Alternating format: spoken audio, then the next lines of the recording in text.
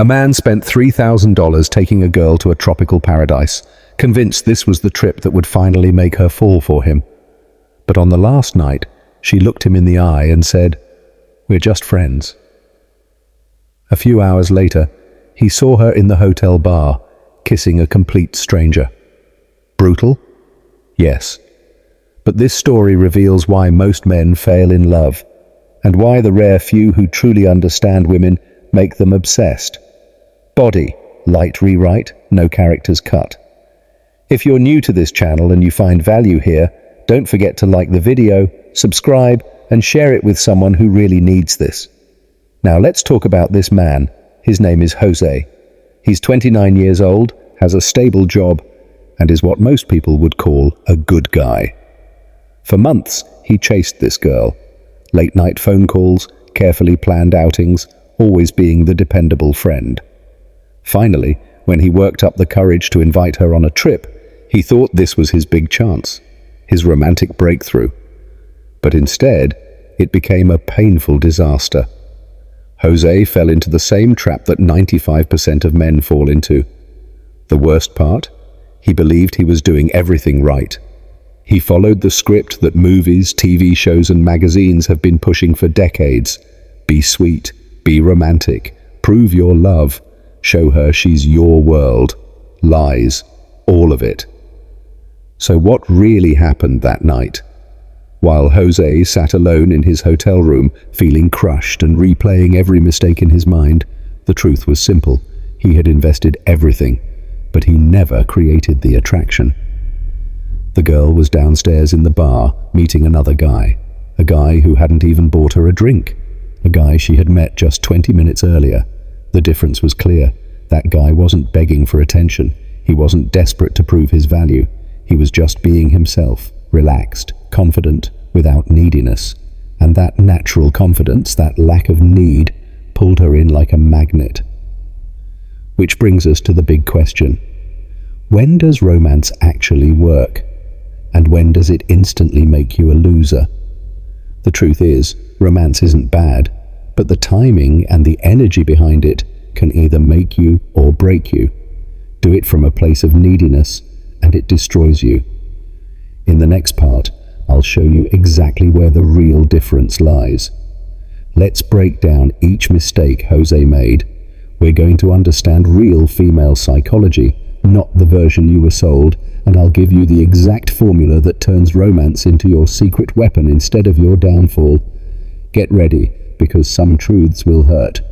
But I'd rather you feel that pain now than keep repeating the same mistakes for years. You've been sold a massive lie about romance.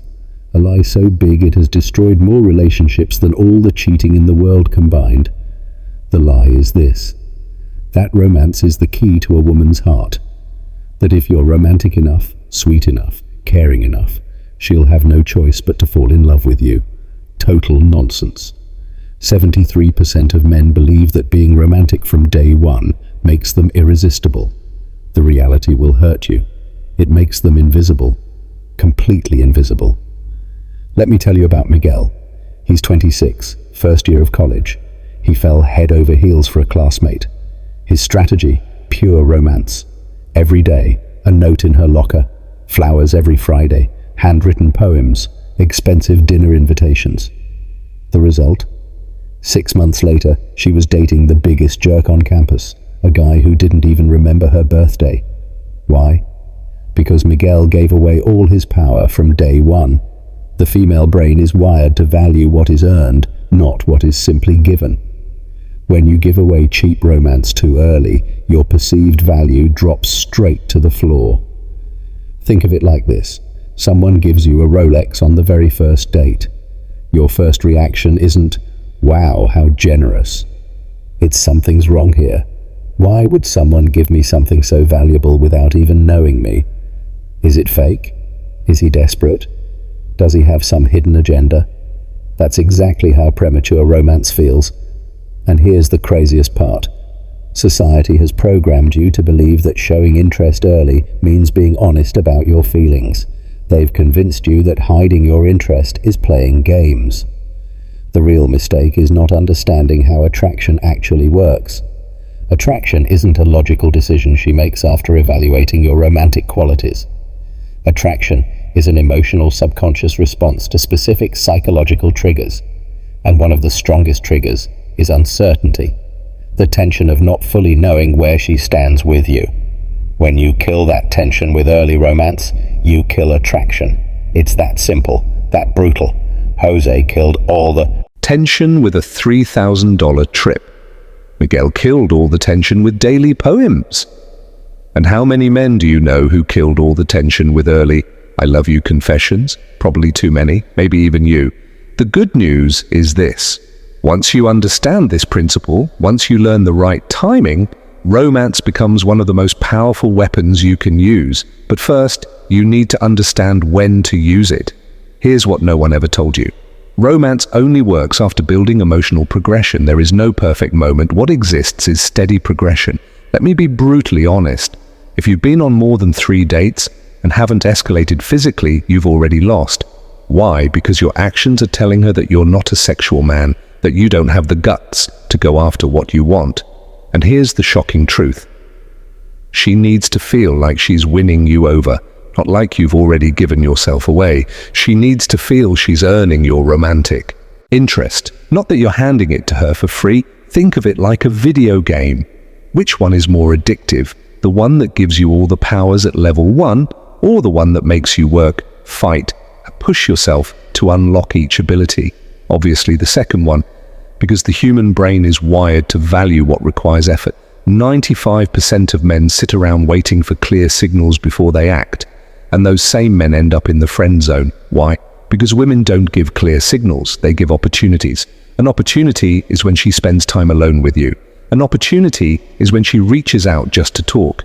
An opportunity is when she creates casual physical intimacy, touching your arm, sitting close, walking side by side. Alphas take those opportunities and escalate. Betas sit and wait for her to do the emotional work and spell out exactly what they should do. Jung once talked about the balance between animus and anima. In practical terms, it means combining direct masculinity with emotional mystery, being clear about your intentions while still leaving space for curiosity and attraction to grow. Be direct in your actions but unpredictable in your emotions. Here's the golden rule that changes everything. Never be ashamed of your masculinity. Don't apologize for being a man who desires women. That shame, that need to ask for permission to be sexual, is what repels women the most. It's what instantly makes you look like a beta. Let me tell you about Ricardo. He's 31, divorced, back in the dating game after 8 years of marriage. His first mistake was trying to apply marriage rules to dating. His second mistake was being ashamed of his desires. He went out with a woman 3 times, 3 perfect dates according to him. Deep conversations, romantic spots, him paying for everything like a gentleman. On the 3rd date, he finally tried to kiss her. She pulled away and told him he was moving too fast, too fast. After 3 dates, the problem wasn't speed. The problem was that he built zero sexual tension. He had been so respectful that she didn't see him as a sexual man. She saw him as a friend with money. 2 weeks later, he found out through Facebook that she was in a relationship with a guy she met on Tinder, a guy she probably slept with on the 1st or 2nd date. The Tinder guy wasn't ashamed of his masculinity. He didn't ask for permission to be sexual. He created tension from the very start. Here's the real formula. Direct interest plus unpredictable behavior equals lasting attraction. Direct interest means you don't hide that you like her, but you also don't give it away for free. You give it in doses, strategically. One day, you're warm. Another day, more distant. One day, you plan something romantic. Another day, you disappear into your personal projects. This creates what psychologists call intermittent reinforcement, the most addictive reward pattern that exists. It's the same pattern casinos, social media, and addictive products use. When she can't predict when she'll get your romantic attention, her brain switches into obsession mode. She starts thinking about you constantly. She analyzes every message, every gesture, every interaction, but here's the catch. This only works if you first establish yourself as a sexual man with options. if you've already shown that you don't need her to validate your masculinity. Now let's look at the moments when romance actually turns you into an automatic loser. And pay attention, because you've probably made at least 3 of these mistakes. Moment number 1, when you don't have real status with her. This was Jose's exact mistake, a $3,000 beach trip without even kissing her once. The result were just friends, followed by her kissing another guy that same night. What really happened here? Jose gave her girlfriend status without her earning it. In his mind, they were already in a romantic relationship. In her mind, he was just a generous friend, a friend she could use for a free vacation. Here's the harshest rule of all. Never ever invite a woman to something you would only do with a girlfriend if she isn't acting like your girlfriend. If she doesn't reach out to you first, don't spend money on her. If she avoids physical intimacy, don't take her to romantic places. If she talks about other men, definitely don't take her on trips. Moment number 2, right after a fight or when she's acting distant.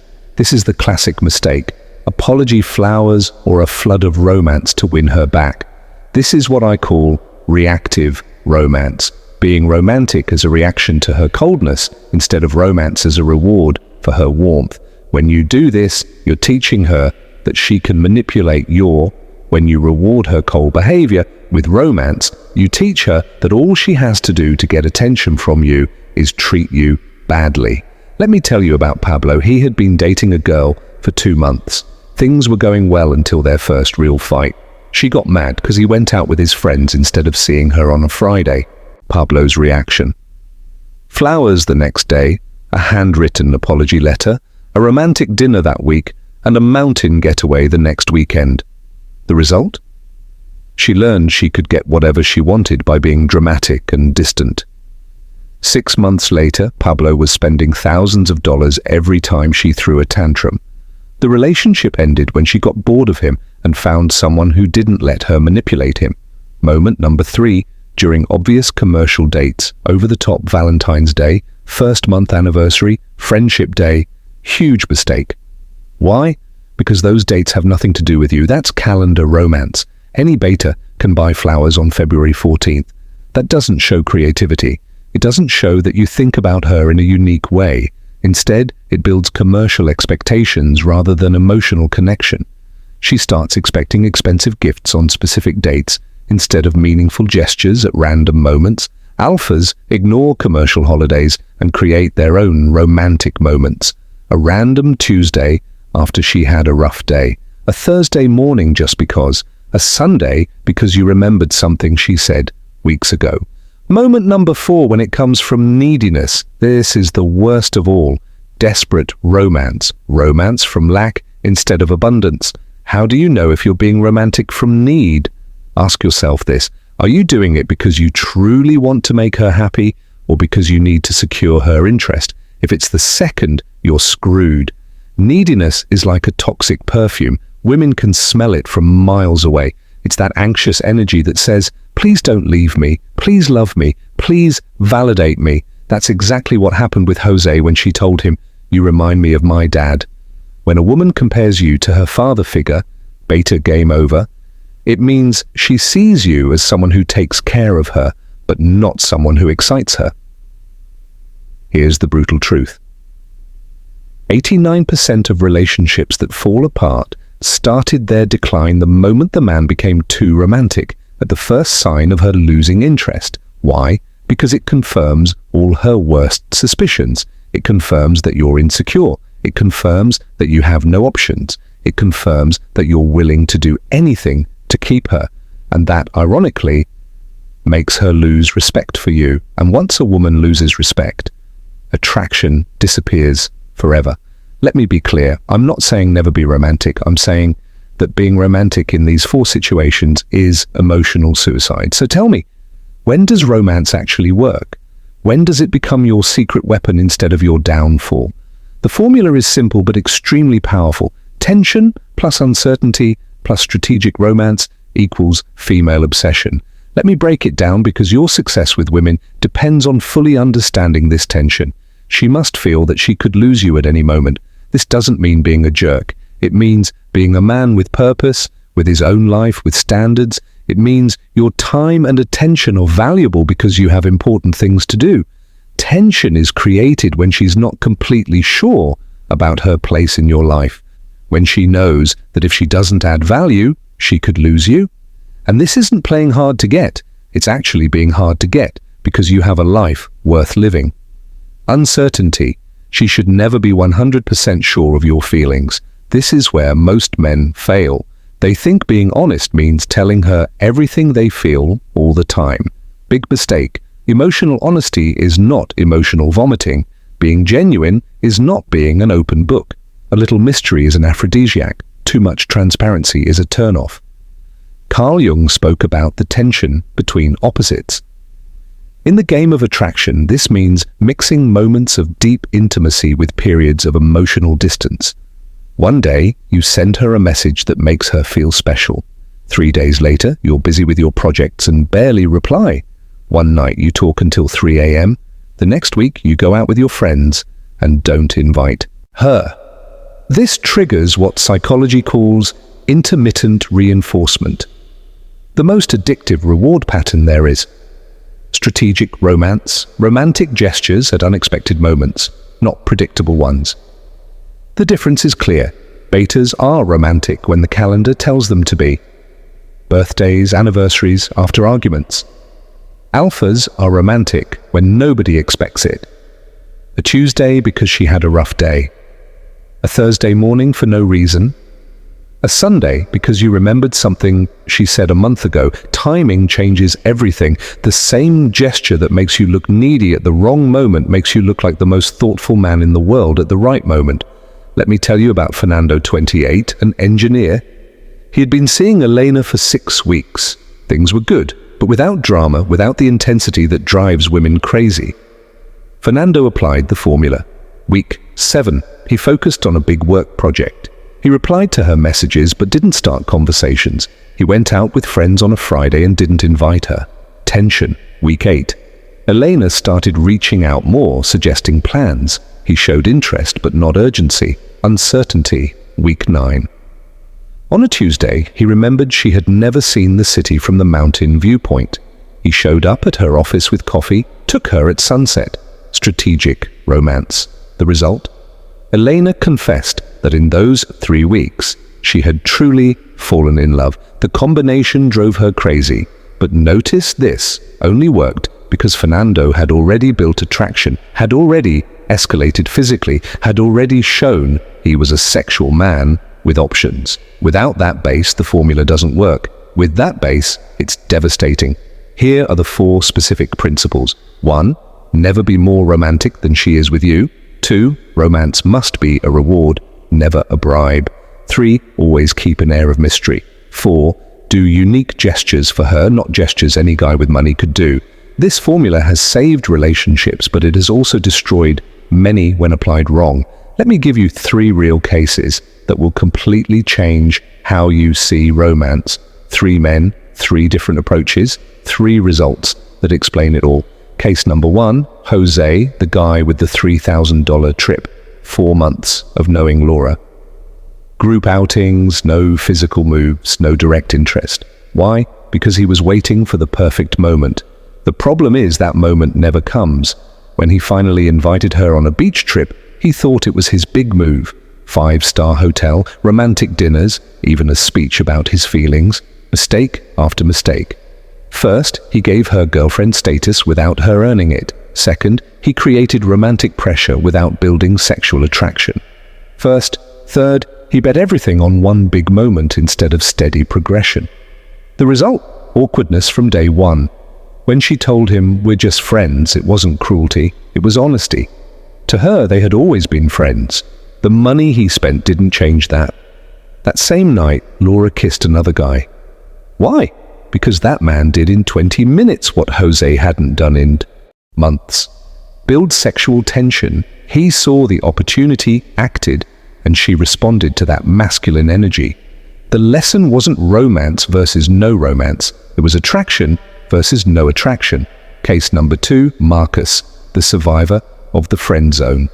Marcus started out like Jose, months stuck in Andrea's friend zone. His instinct was the usual: confess his feelings, plan a romantic dinner, all the classic moves. But a friend opened his eyes before he ruined everything. Marcus changed the game. 1, he stopped being available all the time. 2, he started dating other women, not out of revenge, but to remind himself he had options.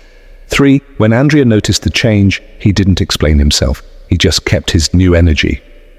4, when she touched him casually, he escalated right away. No asking for permission. The result? 3 months later, they were together. 2 years later, married.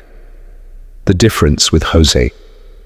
Marcus understood he had to change the dynamic before trying to be romantic. Case number 3, Roberto, the disaster of reactive romance, 3 months with Camilla. Things were going well until she started pulling back. Short texts, vague plans, obvious distance. Roberto's reaction? Panic, followed by a flood of romance, flowers delivered to her office, a surprise weekend trip, a 4-page love letter. Each gesture pushed her further away because it wasn't romance from abundance, it was romance from need. His actions screamed, "I'll do anything, please don't leave me."